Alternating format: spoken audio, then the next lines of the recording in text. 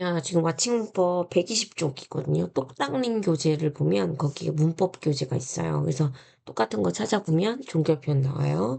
똑딱님 마지막 택 부분에 보시면 아마 있을 거고요. 그거에 대해서 한번 해볼게요. 이 종결표현이 따라서 우리가 문장의 형식이 좀 복습을 좀 해보면 종결표현이라는 거는 종결 어미를 말하는 거고 종결 어미에 따라서 문장이 결정이 나는 거고요. 그래서 문장의 종류가 우리가 정리를 하면 형서문, 의문문, 설명문, 그죠? 아니, 설명문이 아니죠. 평서문, 의문문, 명령문, 청류문, 감탄문. 이렇게 있는 거죠. 여기서 조금, 유념해서 봐야 되는 게 의문문이죠. 의문문은 종류가 한적, 한정어, 그다음에 설명, 수사 의문문으로 나뉜다는 거. 이거 기억나죠? 그래서 판정은 예, 아니요로 대답이 나는 거고, 설명은 의문사가 있는 거고, 수사는 대답을 요구하지 않는 거예요.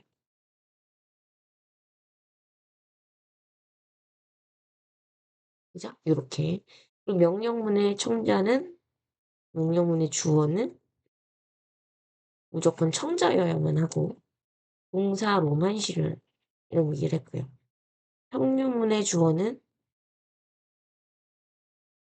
화자일 수도 있고, 청자일 수도 있고, 화자와 청자 모두일 수 있다.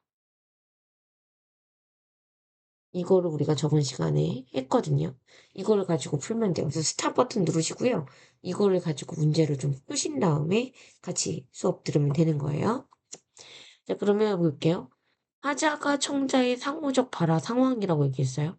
거기서 행동을 요구하는 거라고 그랬어. 그러면 누군가 부르는 게 있을 거 아니야. 청년들이여라는 거는 청자가 바로 눈앞에 있는 건 아니잖아. 그 상호적 발화 상황은 아니고, 그 다음에 뭔가 행동을 하는 거는 요구하는 건 넘어질라 먹어봐라 중에서 뭘까를 고민을 해야 되는 거고, 청자가 없는 일방적인 발화 상황. 이게 뭐예요? 요거가 청년들이여 라는 걸 알 수가 있죠. 꿈을 찾아라. 그러니까 얘가 니은이 되는 거고. 그 다음에 상호 발화긴 상호 발화인데, 경계의 의미에서는. 경계의 의미라는 건 뭐야? 조심하라는 거죠? 조심하라는 거. 의미이니까. 그지? 그거는 넘어질라가 될 거고.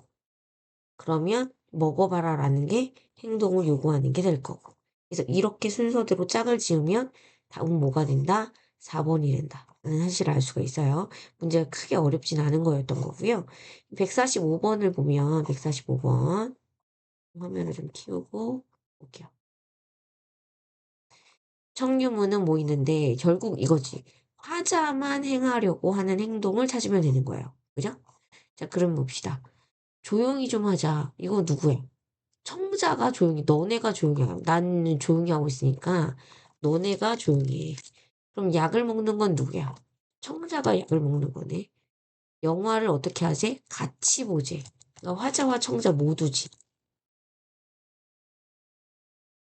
그 다음에 밥 좀 먹읍시다. 이거는 뭐예요? 화자만 해요. 그리고 토의도 화자와 청자 모두가 되죠. 이거는 아마 노트 필기에도 예시문으로 적혀져 있었을 거고요. 그 다음에 지금 의문문이죠? 설명과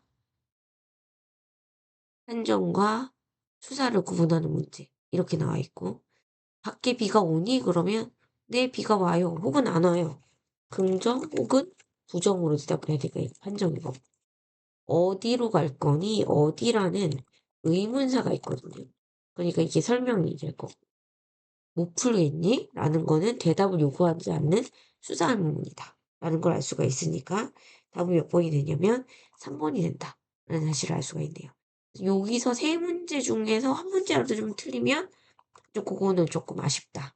라고 봐야 될 것 같고 실제 내신에서는 다 틀리면 안 되는 그런 유형이라는 거 잘 기억해 두시면 될 것 같고요.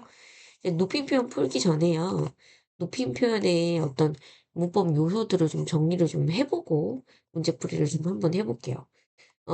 주체 높임의 표현 방법 보시면 공간이 좀 넓은 데로 가볼까요? 여기 공간이 많으니까 여기다가 쭉 씁시다. 주체 높임의 문법 요소가 뭐가 있을까를 생각해보면 첫 번째, 주격조사 깨서가 있어요. 이걸 쓰고 좀 외우세요. 그 다음에 두 번째, 특수어 용언이죠. 특수어는 뭐 있어요? 잡수시다, 드시다, 괜찮으시다, 계시다, 주무시다. 요 정도 외우셔야 돼요. 그 다음에 3번, 서너말 어미, 의시가 있죠. 이렇게 있다는 거. 그 다음에 객체 높임. 객체 높임의 문법 요소를 보시면 첫 번째, 뭐가 있냐면 부사격부사 깨가 있어요. 그 다음에 특수 용언 있어요. 모시다, 들이다, 내다, 엿주다. 이렇게 있죠. 그 다음에 이렇게 보면 끝이야. 그지? 그리고 상대 높임. 상대 높임은 종결 어미로 시연을 해요. 근데 해요체만 보조사를 사용한다. 이렇게 얘기했고 격식체 순서가 어떻게 되냐면 하십시오, 체, 하오체, 하계체,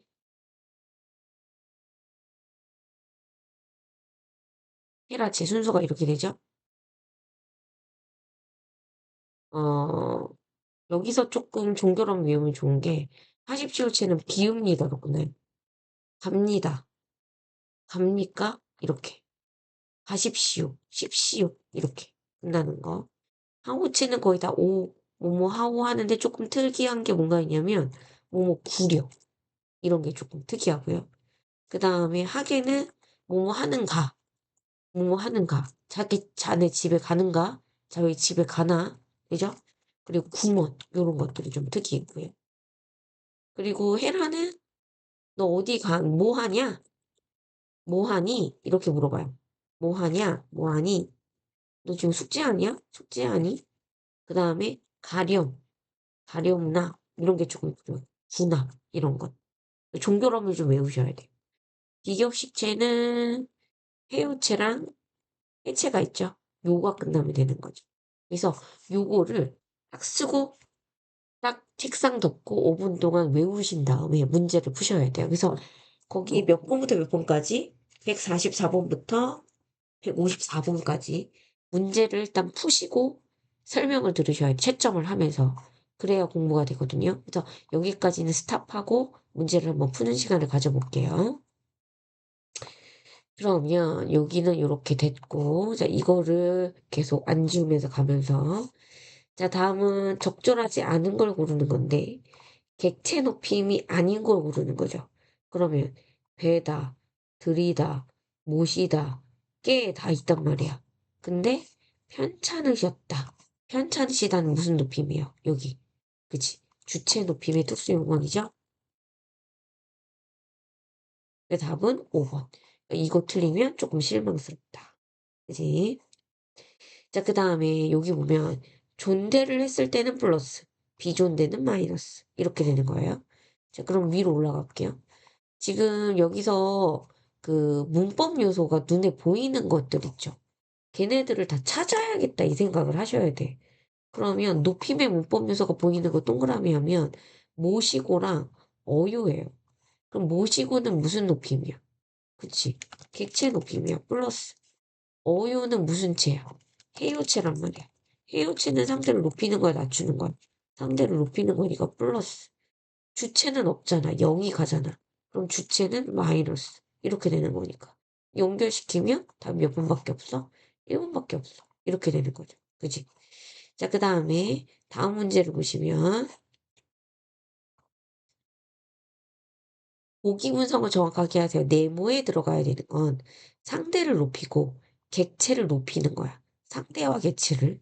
그럼 높인 요소를 다 찾아야 돼. 뭐고 요예요. 해요체지. 해요체니까 상대를 높이는 건 맞아. 상대